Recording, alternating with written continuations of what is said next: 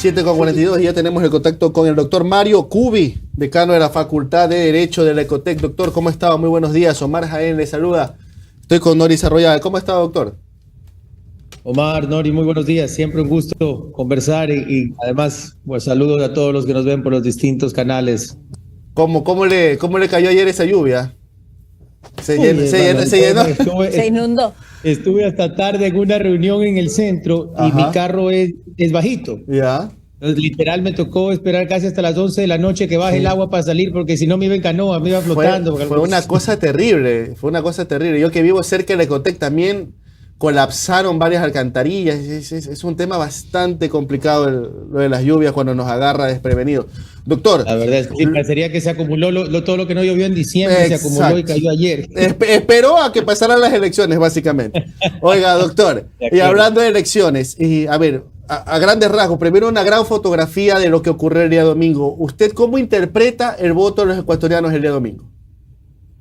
Bien, Omar, lo primero, y esto hablando particularmente, primero de las seccionales, porque digamos que creo que hay tres grandes bloques, ¿no? Las autoridades de gobiernos locales y provinciales, la parte del CPCCS y la consulta. Primero hablando de seccionales, créeme que luego de algo de reflexión, y espero no estar siendo extremadamente positivo, pero me parece que hay un voto muy interesante de la población por personas que primero presentaron propuestas y segundo, se dedicaron principalmente a hacer campañas donde se demostró respeto, donde se demostró, insisto, propuestas concretas, donde el principal elemento y eje no fue atacar al rival, sino más bien presentar posibles soluciones. Y desde ahí, un ejemplo sencillo para explicar lo que trato de decir. El Gran Guayaquil. Entonces vemos en Guayaquil ganó Aquiles Álvarez del Movimiento Revolución Ciudadana. En Daule gana Wilson Cañizares de las 6. En San Borondón gana Juan José Yunes de las 6. Y en Durán gana Luis Chornillo con Movimiento Propio 150. En un grupo poblacional que tú sabes, incluso votamos cruzados, porque hay gente que vive en Guayaquil, que vota en Durán, que vive en Daule y vota en Guayaquil. Entonces un grupo bastante homogéneo respecto a cómo nos ubicamos.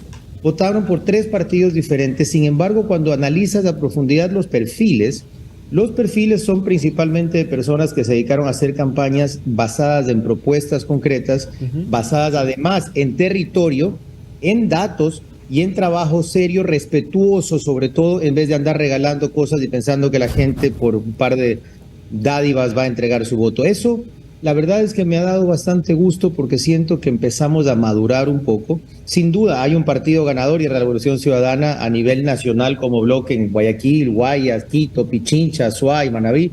Pero si te fijas uno a uno en los distintos cantones, hay un interesante voto por perfiles, resaltando, insisto, por ejemplo, el caso de Luis Chornillo en Durán, que siendo un candidato con movimiento local, propio, nuevo, que no mucha gente esperaba porque se enfrentaba tanto a la Revolución Ciudadana con Alexandra Arce como a las 6 con Rodrigo Aparicio, termina ganando con un margen bastante amplio. Abogado, sobre este punto en específico de Chornillo, ¿no cree que le hace un gran daño lo que publicó ayer Jaime Nebot, diciendo que lo han acogido ya en su visión de la 6 y aliados, que tanto así que el partido del señor Chornillo tuvo que salir rápido con otro comunicado y decir, oiga, somos independientes?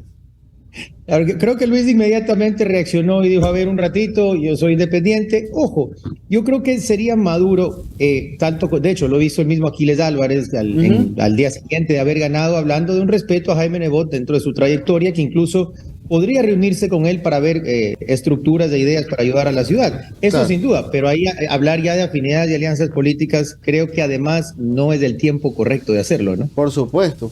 Ahora, abogado, ese es el primer bloque, las seccionales, que comparto con usted, porque fue muy positivo ver que el propio domingo, tanto candidatos de Guayaquil como de Quito, como el de Cuenca, iban reconociendo públicamente su derrota e iban deseando lo mejor a los candidatos electos, lo cual me parece positivo. Ahora, el segundo bloque, ¿es el Consejo de Participación Ciudadana o quiere ir al tema del referéndum como tal, doctor? Bueno, el Consejo creo que pasa rápido. Al final ahí también hay una lectura interesante. Hay dos que me llamaron mucho la atención. Primero, si se dan cuenta, los candidatos que quedaron en el puesto 5 fueron los más votados en las tres papeletas, en la de hombres y en el de mujeres. El que estaba en el 5 fue por largo el más votado. que fue un fenómeno interesante porque, si recuerdas, a ver, hagamos las ficciones de que esto era político y que ningún partido estaba apoyando, pero estuvo claro que hubo tendencias que sacaron su polla con sus candidatos y otras que sacaron su polla con los suyos.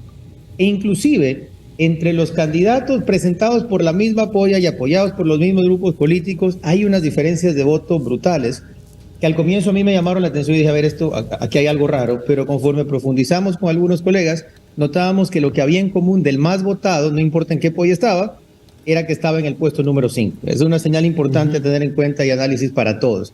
Por lo demás, me parece que también hay una fuerte tendencia a votar por gente joven.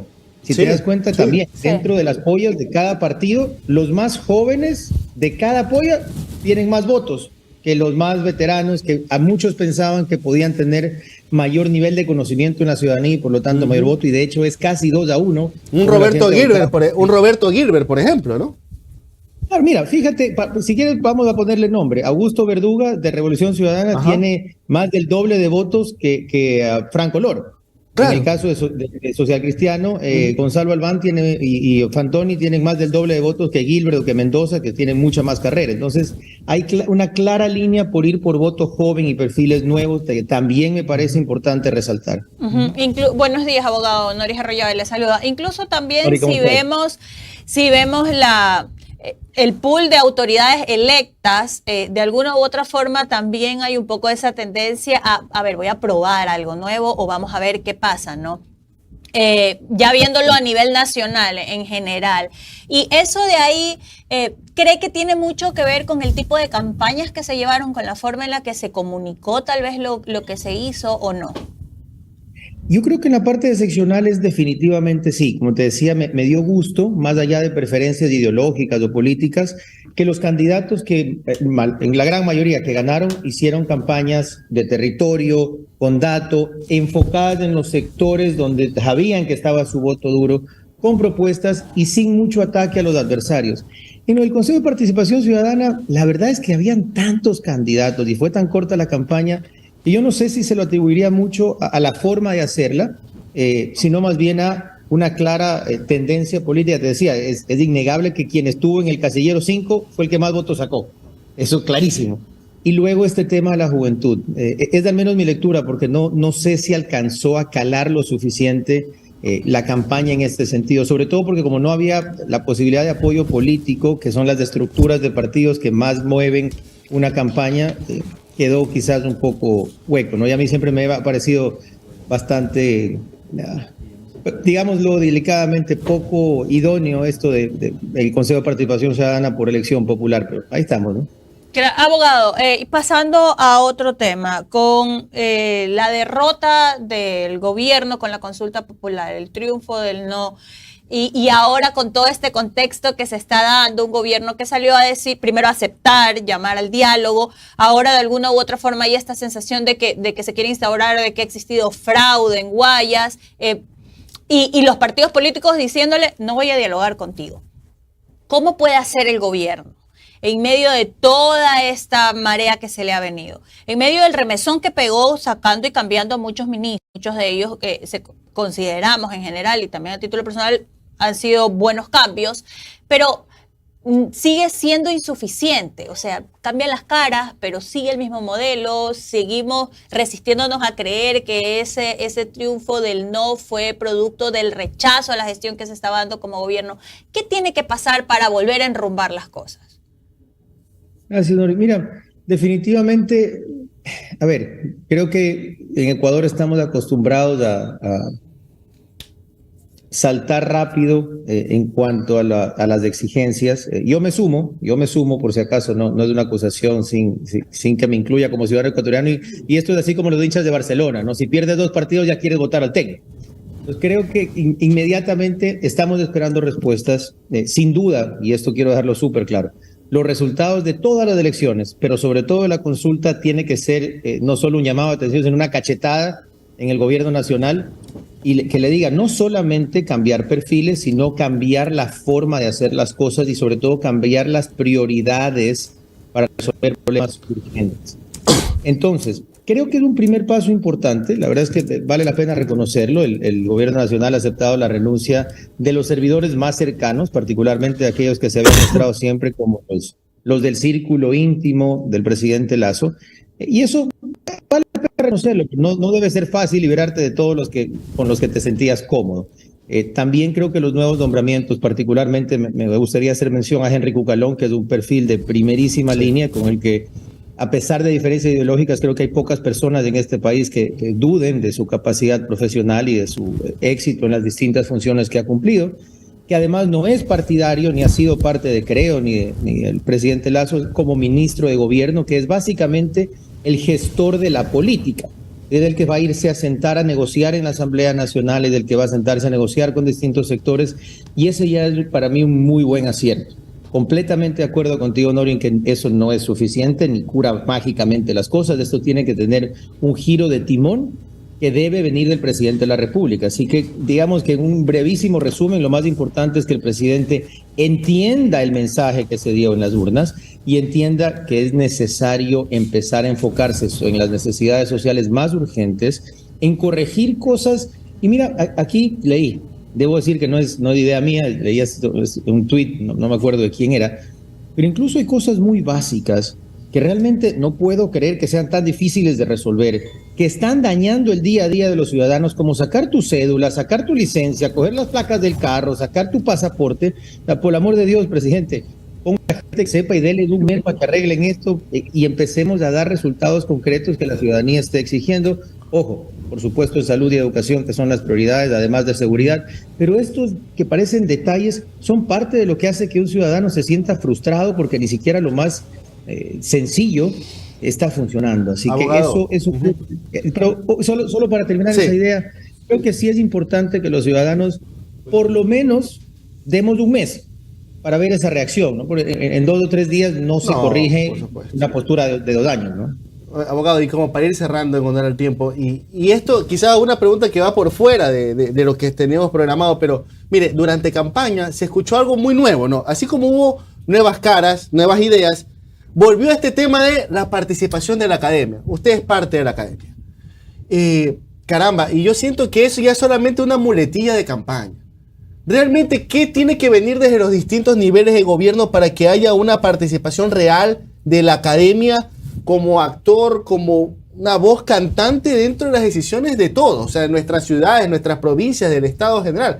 No solamente de ser simposios o conferencias en donde reúnes a los chicos y no hay una interacción, por ejemplo, con la autoridad o con el candidato. ¿Qué se necesita para que la academia realmente sea parte de las decisiones del país? Gracias, Omar, por la pregunta y por esa reflexión. Mira, lo más importante, y lastimosamente esto depende principalmente de las autoridades públicas, es que el gobierno, tanto local, provincial, nacional y la propia asamblea, entienda el valor de la academia. Tú ves los debates en el Senado norteamericano, claro, y cuando hay temas de ley, invitan a los profesores más reconocidos de universidades. Lo mismo en el Parlamento alemán, en Inglaterra, en Argentina, para no irnos muy lejos, en México. Aquí en el Ecuador piensan que es de venir a tomarse la foto, firmar un convenio y sacarlo en Twitter, ¿no? Y en Instagram de vez en cuando. Por lo tanto, la forma más efectiva de lograr esto sería entender que en la academia hay un aliado para todos los sectores. Con la academia no somos políticos, somos analíticos, tenemos la data detrás y nosotros no vamos a decidir nada. Pero si, por ejemplo, una de las cosas más urgentes es que el gobierno nacional logre acuerdos con la Asamblea Nacional, porque esto es importante. También hay ciertos cambios, por ejemplo, en la parte laboral, hay cambios en la parte tributaria, hay cambios en temas de seguridad jurídica que tienen que pasar por la Asamblea. Y si seguimos en este conflicto interno del presidente insultando a la Asamblea y la Asamblea diciéndole que se tiene que ir a la casa, vamos a pasar 2 años con una inmovilidad política seria. La academia, para dar un ejemplo concreto, puede convertirse en esa especie de espacio intermedio donde digan, ok, a ver, es necesaria una reforma en lo laboral, perfecto, por favor, señores de la academia, presentemos el proyecto para que no sea el proyecto del presidente Lasso o el proyecto del asambleísta tal. Invítennos a debatir a la asamblea para que tanto asamblea como gobierno escuche los argumentos técnicos basados en data, en experiencia internacional, que da resultados, que es la investigación que nosotros hacemos desde las universidades, y particularmente desde la Universidad de Ecotec, dispuesto siempre a hacer ese aporte, de manera que cuando se tomen decisiones se tomen en virtud de los mejores casos de éxito y no en odiar o amar a un político u otro. Sería quizás la mejor forma de que la academia aporte. Y ahí quiero hacer un mensaje particular y resaltar un mensaje, valga la redundancia, de ayer del alcalde electo Aquiles Álvarez de Guayaquil, donde metió un comunicado muy interesante en el que convoca a la academia para mesas de trabajo a lo que va a ser su plan en Guayaquil. Así que vale la pena resaltar quienes ya lo están haciendo. Ojalá se concrete en mesas de trabajo reales y que el gobierno nacional y la asamblea vea hacia la academia para encontrar un aliado técnico que mucha falta le está haciendo. Lo importante, doctor, es que eso que se habló en campaña aterrice y que se haga realidad. Muchísimas gracias, doctor Cubi, por su tiempo. Tenga un excelente fin de semana. Siempre un placer. Cuídense.